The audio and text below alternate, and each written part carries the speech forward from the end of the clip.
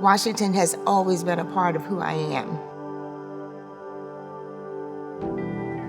I am the co-founder and executive director of the Washington Waterfront Underground Railroad Museum. And the museum exists to explain how freedom seekers got their freedom from Washington, which is a significant part of the Underground Railroad. And so what we do here at the museum, we share how freedom seekers in the greater Washington area got their freedom primarily from the river. Washington was the second largest port after Wilmington. So the river has always played a significant role in Washington's history, specifically for freedom seekers. So that's the story that the Underground Railroad Museum tells, the history of how people were able to get their freedom from overland routes in Washington as well, but specifically from the river. Well, the spirit of the Underground Railroad here in Washington definitely is infused in the souls of so many people that lived here.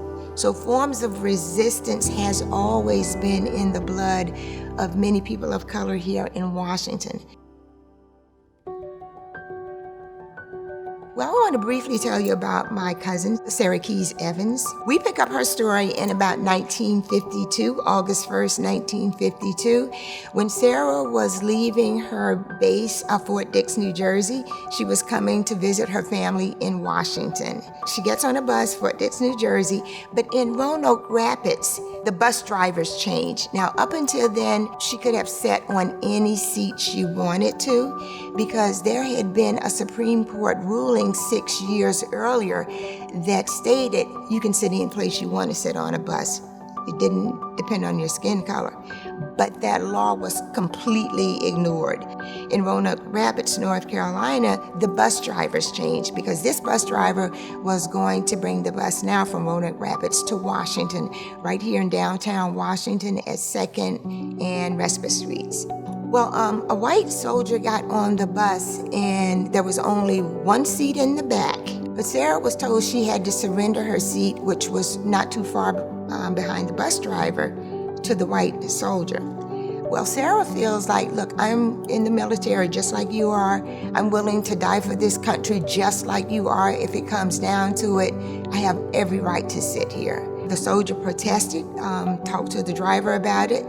The driver refuses to start the bus until Sarah moves to the back, which she does not. So she's promptly taken off the bus, the police are called, and Sarah is placed under arrest in a Roanoke Rapids jail.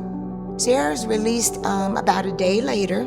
She's able to contact her family. Her father meets her. She's distraught. They're distraught. She tells them the whole story. She wants to let it go because she's not in the mind to even deal with it, but her father insists she takes this up with the court.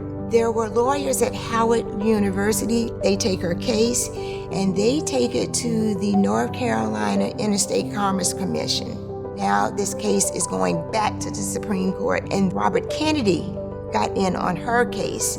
It takes 3 years for her case to be settled, but a landmark decision is made on November 24th, 1955, and the landmark ruling for every bus in this country that crosses the state line, you cannot segregate on those buses.